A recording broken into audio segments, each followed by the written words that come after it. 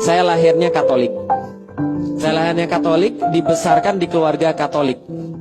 SD saya Saverius II, SMP Saverius Maria, SMA Saverius I, kuliah masuk ke IPB Bogor. Di IPB Bogor, saya ketemu dengan seorang ustadz namanya Ustadz Fatih Karim. Dia memperkenalkan saya tentang Islam. Awalnya, dulu ketika SMP, saya tuh beragama Katolik tapi pusing. Nah, kenapa pusing? Nggak masuk akal, Bapak Ibu sekalian. Kenapa nggak masuk akal? Saya pernah tanya sama pastor, pastor, asal kita ini dari mana sih? Dia bilang dari Tuhan pencipta semesta alam. Oh gitu. Kalau gitu pastor, Tuhan kita ada berapa sih? Pastor menjawab, Tuhan kita ada 3 di dalam satu di dalam 3, Bapa, Putra, dan Roh Kudus. Lalu saya tanya lagi, kenapa Tuhannya harus 3? Kenapa nggak 4? Kenapa nggak 5? Kalau 5 kan bisa buat Power Rangers. Kenapa Tuhan harus 3? Lalu kemudian pastornya bilang, karena memang itu doktrinnya, karena itu keyakinan kita, karena itu adalah kepercayaan kita. Tuhan itu 3 dalam 1 dalam 3. Lalu saya pusing, 3 dalam 1 dalam 3. Ini kayaknya susah. Lah kenapa? Kalau 3, ya 3 aja. Kalau 1, ya 1 aja. Lalu dia bilang, enggak, ini 3 artinya 3 ini 1. 1 tapi ada 3. 3-3-nya tetap 1, 1-1-nya tidak dapat dipisah-pisahkan menjadi 3, tapi tetap 1, dan 1 tetap ada 3. Pusing atau bingung? Jadi Bapak Ibu ngerti kan apa yang saya ya? Maka ketika saya rasakan ada kebingungan, saya banyak tanya lagi. Misalnya saya tanya lagi, pastor, kalau memang Yesus itu memang Tuhan, kenapa ketika dia di kayu salib dia berkata Eli Eli lama sabachthani, Tuhan Tuhan mengapa engkau meninggalkan aku? Loh, berarti dia Tuhan tapi panggil Tuhan yang lain. Ini kayak jeruk makan jeruk. Lalu pastornya bilang, Lik, kamu jangan banyak mikir. Kalau kamu banyak mikir berarti kamu belum beriman. Karena beriman itu apa? Beriman adalah percaya tanpa banyak tanya, percaya tanpa banyak mikir. Jangan mikir, itulah iman. Oh gitu. Ya sudah, saya bilang saya keluar aja dari agama Katolik. Lah kenapa? Kalau Tuhan nggak boleh saya mikir, kenapa Tuhan kasih saya akal? Maksudnya Bapak Ibu sekalian, kalau Tuhan nggak boleh kita mikir, kenapa Tuhan kasih kita akal? Maka saya keluar dari agama Katolik secara fungsional, tapi secara struktural saya masih agama Katolik. Maksudnya gimana? KTP-nya masih Katolik, tapi nggak pernah pergi ke gereja. Nah itu namanya Katolik struktural. Persis zaman sekarang banyak Muslim struktural, tapi nggak fungsional, gitu kan ya. Keluar daripada agama Katolik, kemudian saya nyari yang mana yang benar. Apakah benar Tuhan itu ada? Apakah benar agama itu ada? Singkat cerita, ketika saya belajar biologi, saya belajar fisika, saya ketemu Tuhan itu pasti ada. Kenapa Tuhan pasti ada? Nggak mungkin nggak ada. Coba lihat alam semesta ini begitu teratur. Nggak mungkin terjadi secara kebetulan. Gampangnya begini, Bapak Ibu sekalian, tahu nggak awal mula dunia ini asalnya dari mana? Kata para ilmuwan. Tahu nggak dari mana? Dari Big Bang, ledakan besar. Kan gitu ya, kalau pernah dengar Big Bang, ledakan besar.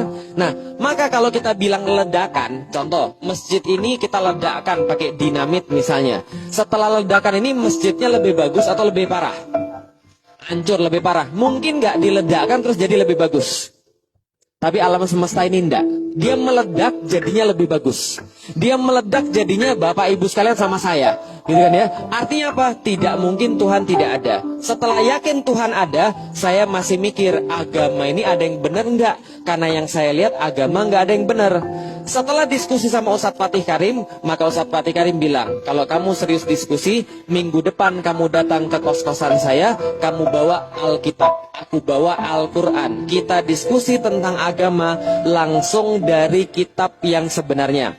Kamu bawa Alkitab, saya bawa Al-Quran. Saya bilang gini, maaf Ustadz, saya sudah nggak percaya lagi sama Alkitab. Kita bahas saja tentang Al-Quran. Maka minggu depan kita bahas tentang Al-Quran. Ayat pertama yang dibacakan kepada saya adalah surat Al-Baqarah ayat kedua. Ada yang ingat bunyinya? Surat Al-Baqarah ayat kedua. Dzalikal kitabu la raiba fi hudal lil muttaqin. Ulangi lagi. Dzalikal kitabu la raiba fi. La artinya tidak. Raib, ragu.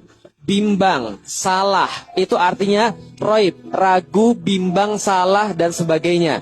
La roib, tidak ada keraguan, tidak ada kebimbangan, tidak ada kesalahan. Ketika saya mendengar ayat itu, langsung saya bilang pada Ustadz Fatih Karim, Ustadz, ini kitab salah kalau gitu. Loh, kok kenapa salah? Saya bilang, mana mungkin manusia buat sesuatu yang gak ada salahnya? Mana mungkin manusia buat sesuatu yang sempurna? Karena pikiran saya, yang buat Al-Quran adalah manusia. Wajar gak saya mikir begitu? Wajar. Lah kenapa? Ternyata dari dulu kan saya belajar, kitab Weda itu yang buat manusia, Tripitaka itu yang buat manusia, Alkitab itu yang buat manusia. Pikir saya Al-Quran juga yang buat manusia. Maka saya bilang, nggak mungkin. Masa manusia buat sesuatu yang sempurna? Nggak ada. Lalu ustadznya bilang, enggak, bukan gitu ceritanya. Al-Quran ini memang yang buat bukan manusia, tapi yang buat langsung Tuhan pencipta semesta alam. Waktu itu saya belum tahu Allah, jadi Tuhan pencipta semesta alam. Maka kemudian saya bilang, lebih nggak mungkin lagi. Lah kenapa? Masa Tuhan nulis selalu kasih pada manusia? Aneh banget. Lalu ternyata ustadznya bilang, enggak, bukan begitu, tapi ini diwahyukan kepada Nabi Muhammad, maka ini dari Tuhan. Saya bilang gini, semua agama juga bilang begitu. Semua agama juga bilang kalau dia benar sendiri. Tapi apa buktinya? Nah, lalu ustadz saya mengatakan, buktinya ada. Buktinya ada di dalam surat yang sama, tapi dengan ayat yang berbeda. Tunjukin pada saya bilang. Kalau ada buktinya saya percaya, kalau nggak ada buktinya saya nggak percaya. Maka dibacakan kepada saya surat Al-Baqarah ayat 23. Ada ingat bunyinya?